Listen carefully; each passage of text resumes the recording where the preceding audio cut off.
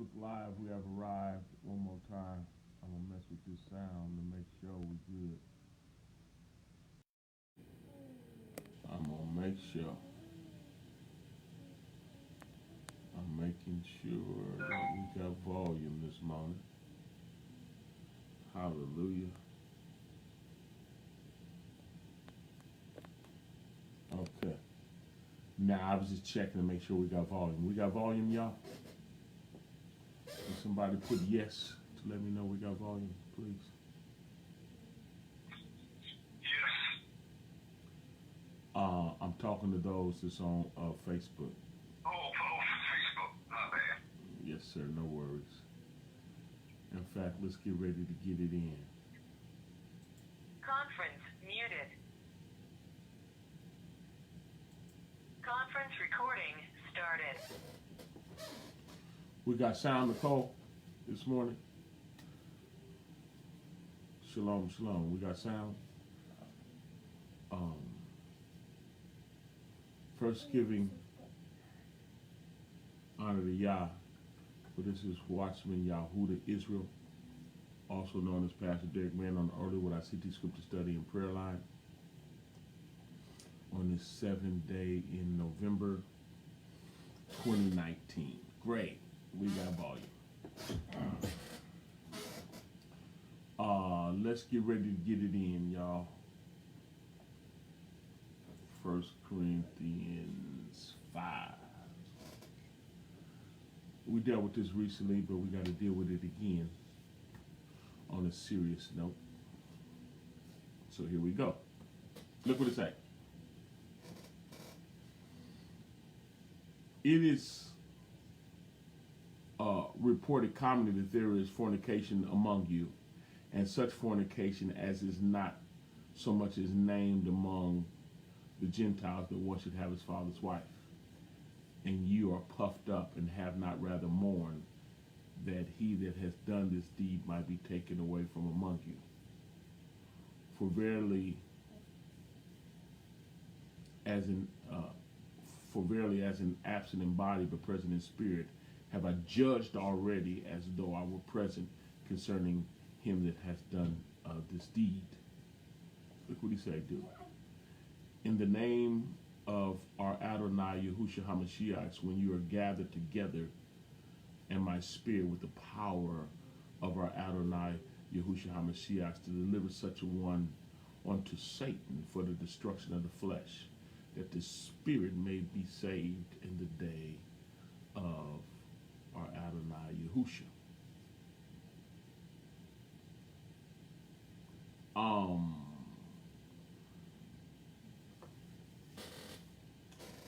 Did y'all know that when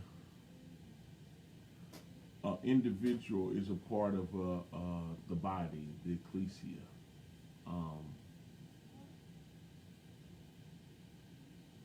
and they're in sin, and in this particular sin that's noted here is the sin of fornication, sleeping with folks you don't have no business sleeping with. Now y'all know me by now. I'm gonna preach the truth whether folks like it or not, and I already know and been teaching enough so you guys should know that the flesh don't like it. We have a carnal nature that want to do what they want to do, period, including me. And that's why the word teaches a self-denial. The only way you can live this life is you got to just tell yourself, no, you can't do that. You have a craving to do it, a desire to do it, but blessed is the man that endures those cravings and desires. You got to endure it, a.k.a. not give in to it. You got to be willing, hallelujah, to obey him, regardless of how you feel about it, right? So in this particular story, right, you got a guy that's fornicating. Now what made it even weirder, he was fornicating with his father's wife. What made it a sin isn't the fact that it was his father's wife. What made it a sin is he slept with someone that he ain't supposed to. whether it's his father's wife or not. It being his father's wife made it even more scandalous. But there's enough death and scandalousness in a believer's life that's sleeping with folks that they ain't got no business sleeping with. Now, in the second verse, Paul is talking to the ecclesia, to the body, and said you're like puffed up. In other words, you're proud. And that's what false doctrine does. False doctrine gives you a state of mind like you're not supposed to judge, when the word don't teach that. You're not supposed to judge evilly. It's not supposed to be evil judgment. It's not supposed to be judging a person to hell, but we judge matters.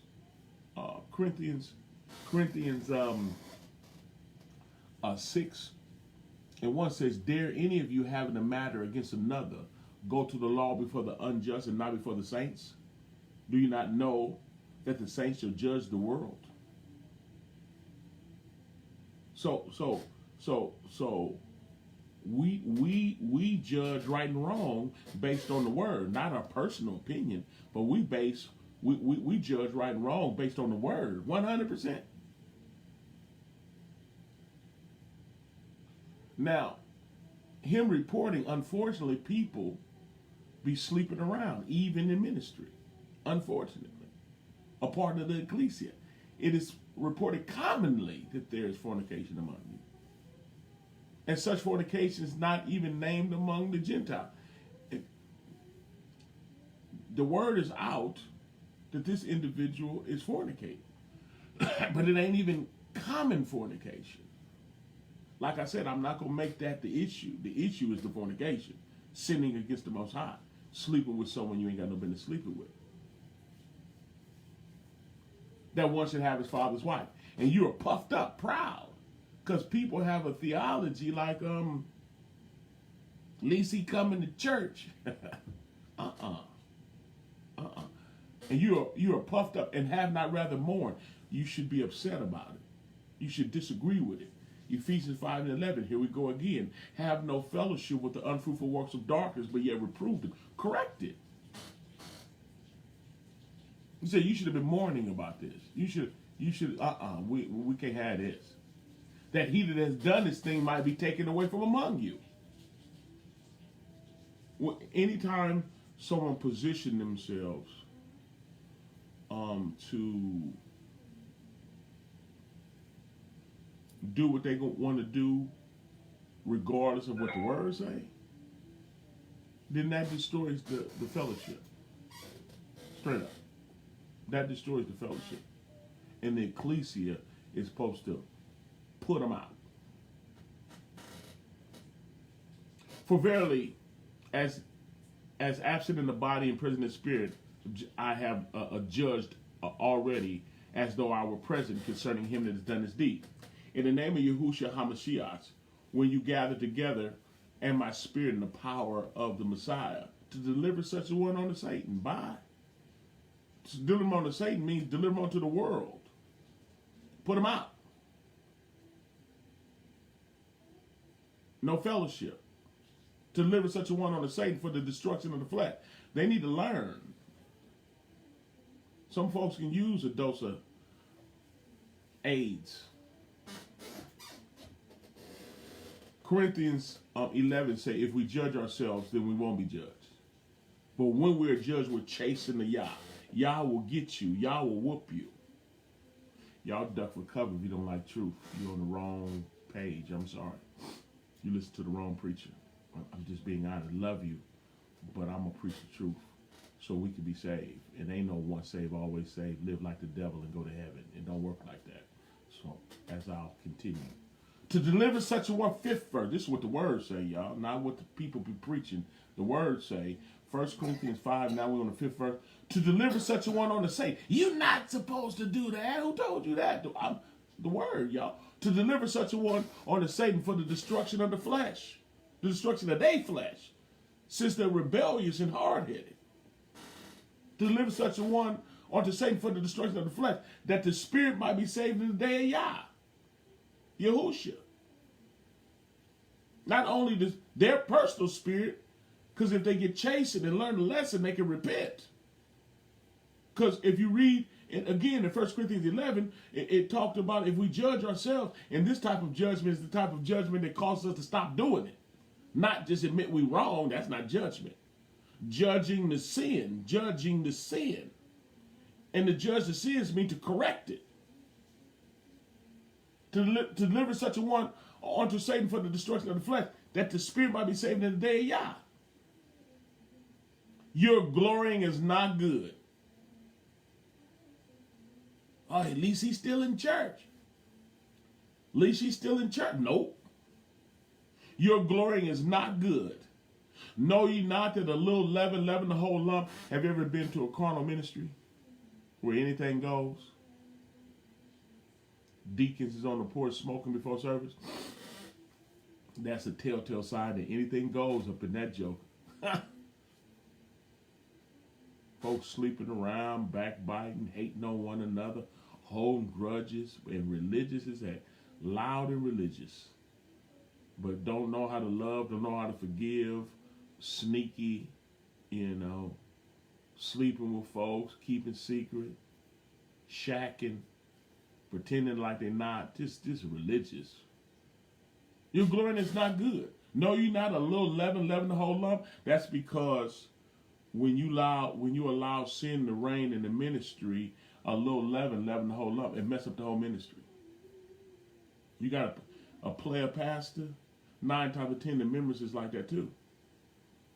Sinful pastor, the blind lead the blind, they both fall in the ditch. You can't allow sin in the camp. People that make mistakes is one thing, and it's not public either. Because if you sin publicly, you got to get it right publicly. You never build a platform that sin can live on. See, when the light of the word shines, darkness can't work. People are able to come into ministries and take advantage of women, and women taking advantage of men, and do all kind of ungodly stuff when it's a wordless ministry, when it's a carnal ministry, when it's really a social club.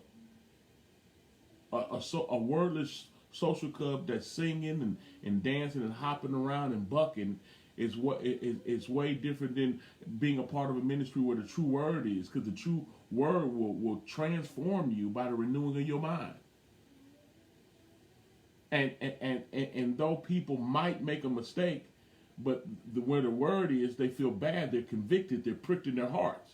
When the true word comes, you get pricked in your heart, and you want to change. This is not a platform for fornication and adultery, drunks and liars, and this is not a platform for that.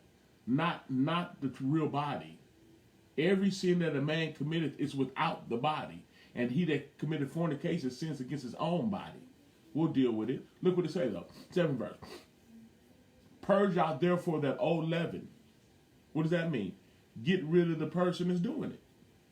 If they're not willing to get rid of the sin, you get rid of them.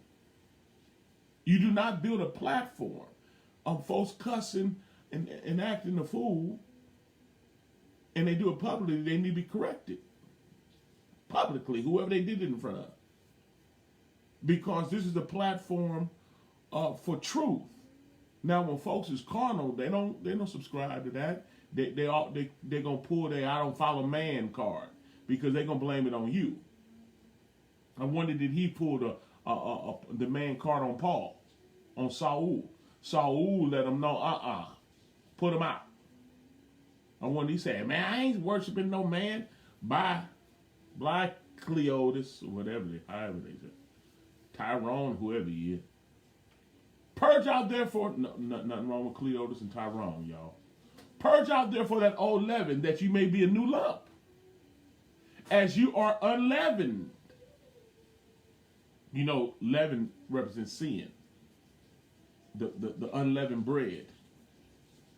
We need unleavened bread, sinless. Come on, y'all.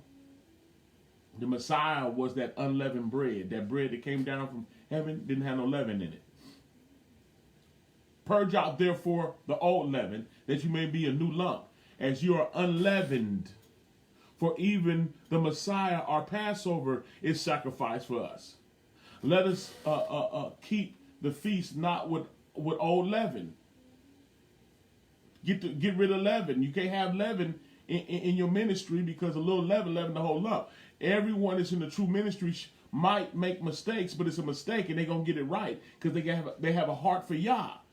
Not a platform of fake ministry teaches that we're all sinners, and that's why everybody in there going to be living in sin and shouting and praising Jesus. But the true ministry of Yah reproves sin, corrects us. Therefore, let us keep the feast, which was symbolic for what we're doing now. Communion, true communion. I was going to teach on that, but Anyway, therefore, let us keep the feast, not with old leaven. This new feast ain't no yeast in it. Ain't no leaven in here.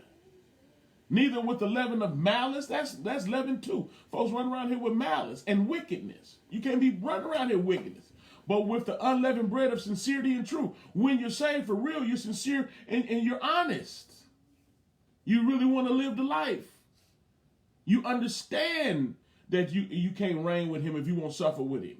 You understand that you got to deny yourself. Take up your so-called cross, your straw, your torture stake, and follow him. You understand that, and you're sincere about it. Look what it say, 9th verse. I wrote unto you an epistle not to keep company with fornicators, right? Look what he say. Do not keep company. If you know someone that's saved, that's sleeping with someone they ain't got no business sleeping with, you're not supposed to sleep with them. But in this so-called church dispensation we in, this fake religious dispensation we in, folks will say, you ain't supposed to judge. I can't say nothing. I got sins too. Then you need to be left alone too then. It'd be different if you you slip up and you're fighting to live right. But when folks just willfully sin, Hebrews 10:26, if we willfully sin after receiving the knowledge of the truth, there remaineth no more sacrifice for sins. What else is he supposed to do for you?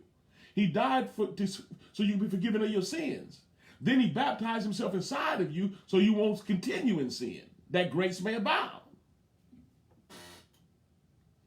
I wrote unto you an epistle, 9th verse, y'all. I wrote unto you an epistle not to keep company with fornicators. Y'all heard that?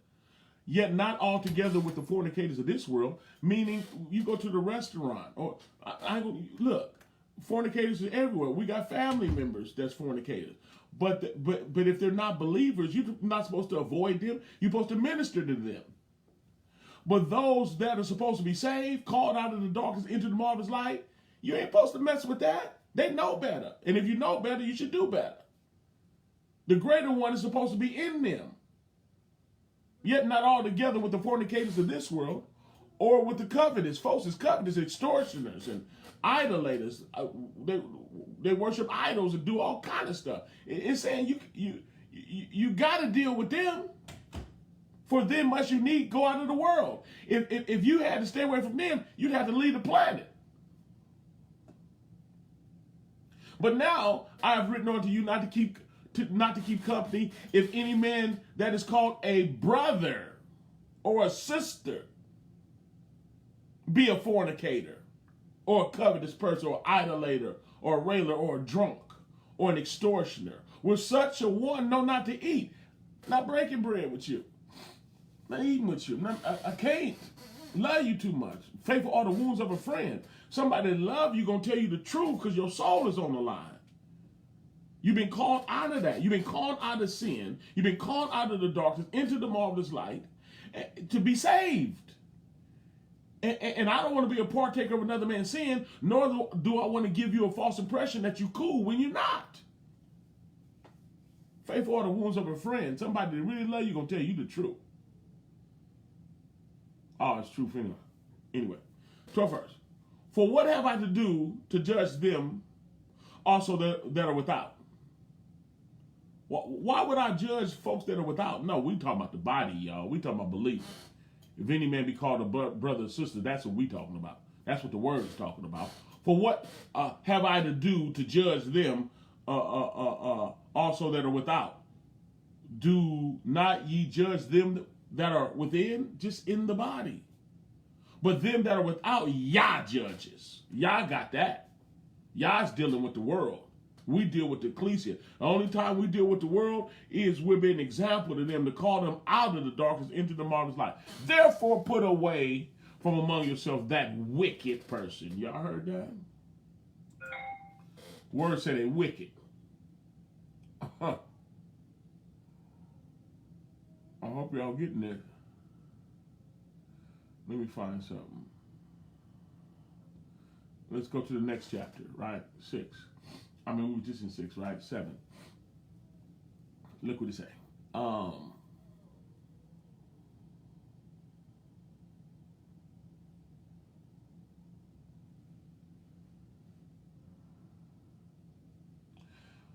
15th verse. Look what it say, y'all. 15.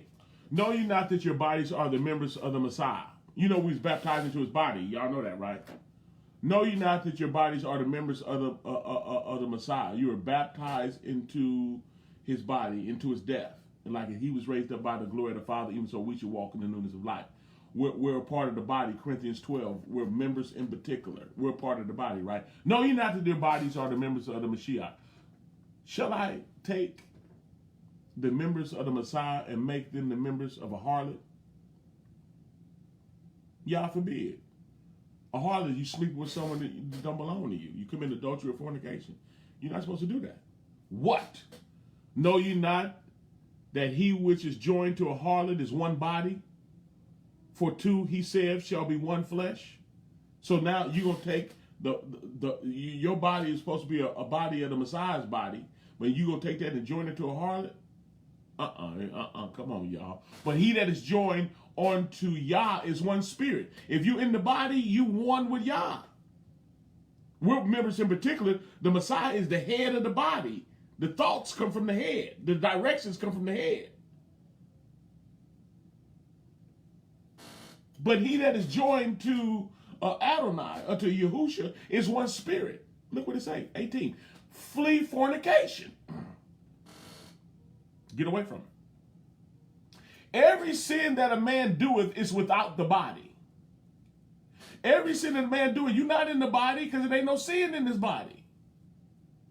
That's why he says, since you ain't in the body, leave. Because a little leaven the whole lump. You ain't going to live right. You ain't going to make a commitment to Yah. Bye. Bye, Cleota, or Clara, Sheena. Nothing against Clara, Sheena, and Cleotis. I'm just okay? I'm just teaching, not real talk. Flee fornication, right? That's what it says. Get out the bed. Every sin that a man doeth is without the body. But he that committed fornication sinned against his own body. You're going to have problems with your own body. What? Know you not that your body is the temple of the Ruach HaKodesh? They call it the Holy Spirit, y'all.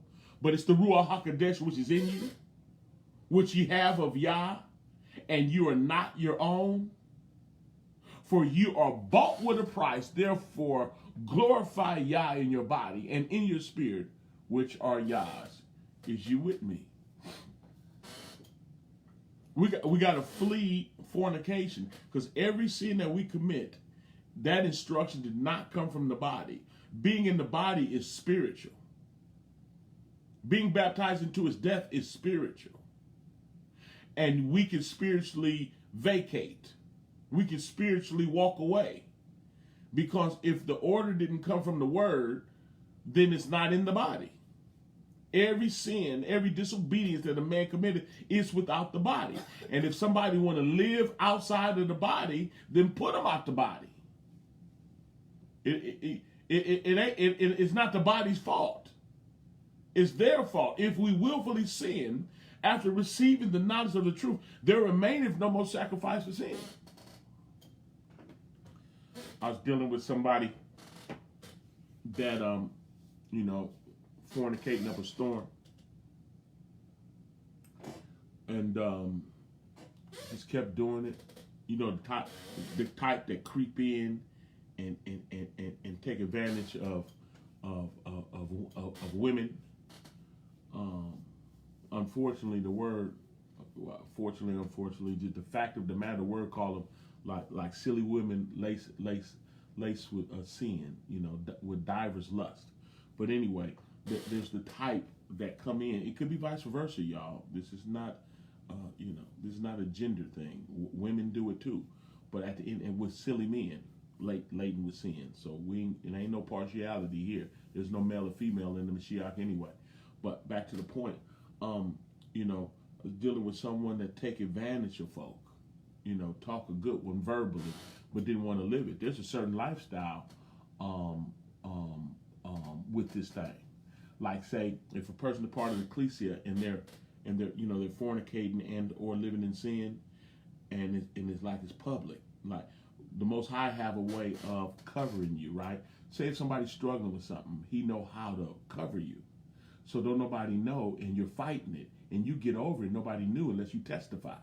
And a lot of people are willing to testify about stuff they're struggling with so they can help somebody else get through it. But the key is they were fighting. There's a war.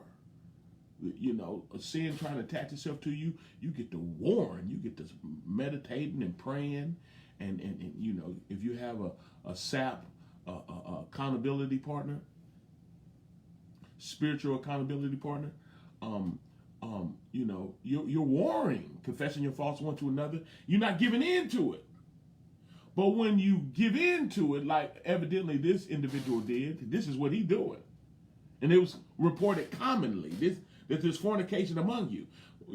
The folks is doing them on some, we only human type hype, on some Satan, on some you should not surely die, like the snake said, type of a spiritual kick. That's not that state of mind. That spiritual state is not in the body. It's out the body. Every sin that a man committed is without the body. But anyway, I'm dealing with this individual that don't mind sleeping with the women in the ministry. He don't mind. And so, I end up having to have the conversation. I'm not mentioning no names. That's not important right now. If it come applicable, it do. But right now it's not. Not on this setting anyway. But you gonna stop? No. Basically. Okay. You sure about that? Let me give you a little time to think about it. Gave some time. No. I'm not gonna stop. You gotta do what you gotta do. Okay. I'll be praying for you, but disfellowship. It said, put him up. Isn't that what it said? I'll read it again. Back to, that was 6. I was just reading. We were dealing with 5, y'all. I'm sorry. I went to 6 and 7. No. It's 5 and 6. But back to 5, y'all. 7th verse. Purge out therefore the old leaven, that you may be a new lump, as you are unleavened, for even the Mashiach, our Passover, is sacrificed for us. Therefore, let us keep the feast. We got a responsibility to keep the feast the way he said it. And that's in Exodus 12, y'all, if y'all want to read it. When Israel was about to leave Egypt, Most High is finna kill their firstborn, and the firstborn represents the ministry. Not only the ministry from a spiritual standpoint, but the boss of the family. The first male child is the boss of the family. He finna kill your ministry. He finna kill the order of your family. And he told them you get you a lamb. To every household, get you a lamb and slaughter it and put the blood on the doorpost. And when he see the blood, he'll pass over. But he told him to eat some unleavened bread and some bitter herbs, and have your clothes on, staff, ready to go. Have your shirt tucked in because you're ready to go. And so we're supposed to eat unleavened bread, and leaven means sin. So we're supposed to eat bread with no sin in it. No, the bread represents the body. No sin. Bitter herbs is nasty. Living this life can get nasty. It gets bitter to the flesh. The bitter herbs was bitter. Yeah. And that was their meal, and they ate it ready to go. And that's where we should be. We should be ready to kick rocks, to get up out of here. And he's telling us, therefore, keep the feast, not with old leaven, neither with the leaven of malice and wickedness. You can't be a person full of malice and wickedness. You're out the body. Go to church all you want. You out the body.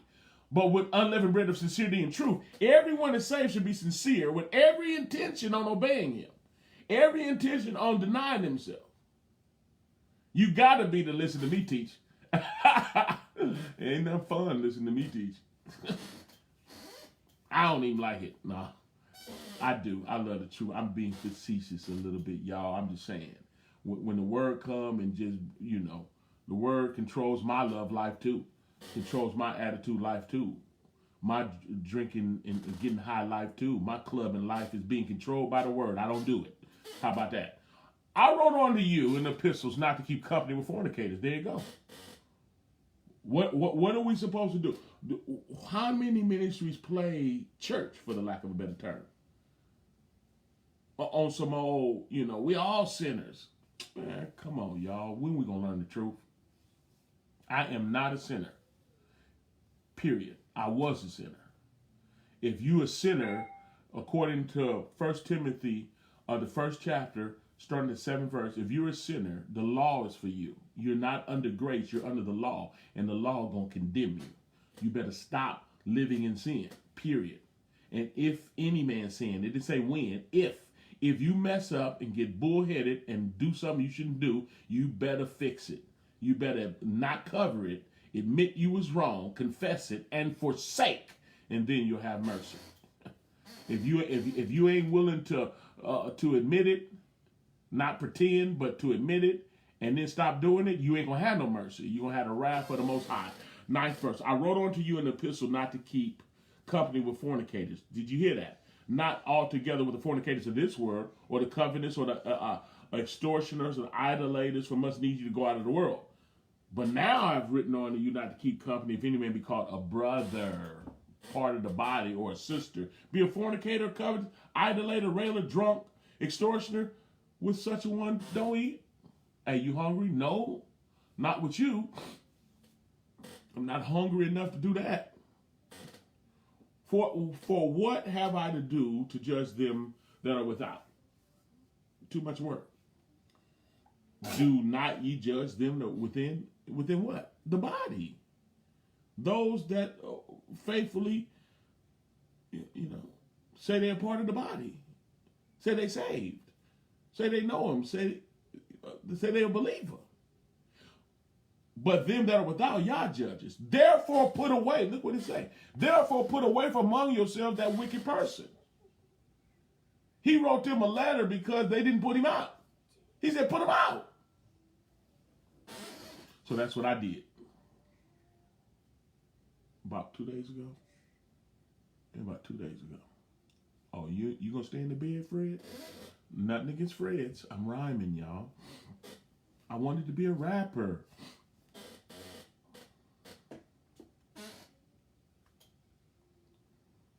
You ain't gonna stop? This ain't the ministry for you.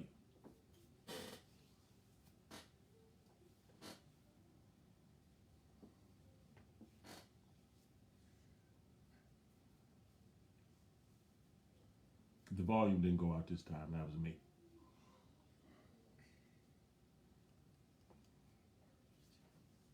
So I'll be praying for him. We got to be submissive to truth, right? I'm going to say in closing, I feel for people that couldn't receive the Messiah's ministry because they say they knew his parents. When you got a familiar spirit, when you're rebellious towards Yah, a hindrance for you is to be too close to the watchman. That's a hindrance for you. Because some people look at you like, oh, that's my family. Oh, that's my partner, on some old buddy system. You remember when Peter, his real name is Kepha, but he was on a buddy system with the Messiah. When the Messiah told him, I got to go to Jerusalem and die, he said, nah, man, partner, you my dude. You can't do that. He said, get thee behind me, Satan. You're an offense unto me. Peter Kiefer was on that buddy system. Ain't no buddy system. You got to listen to the word and forget kinfolk and forget the truth of the word.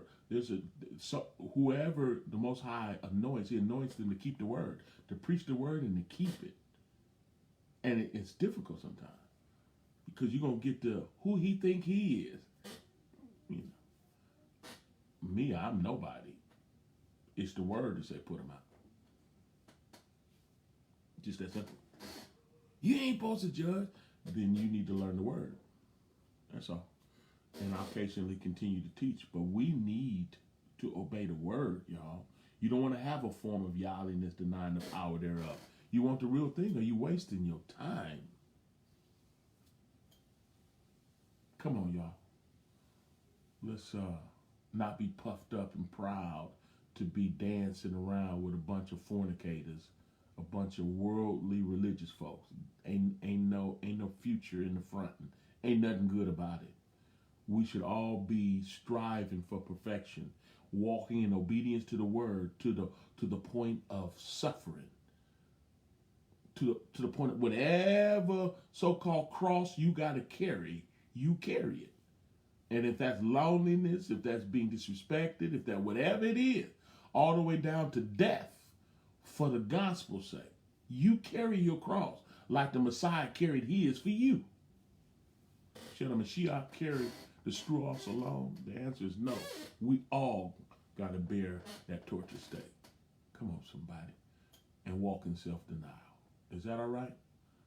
Right? If there's any fornicators and sinners, you know, in the ministry, prayerfully you're here to change.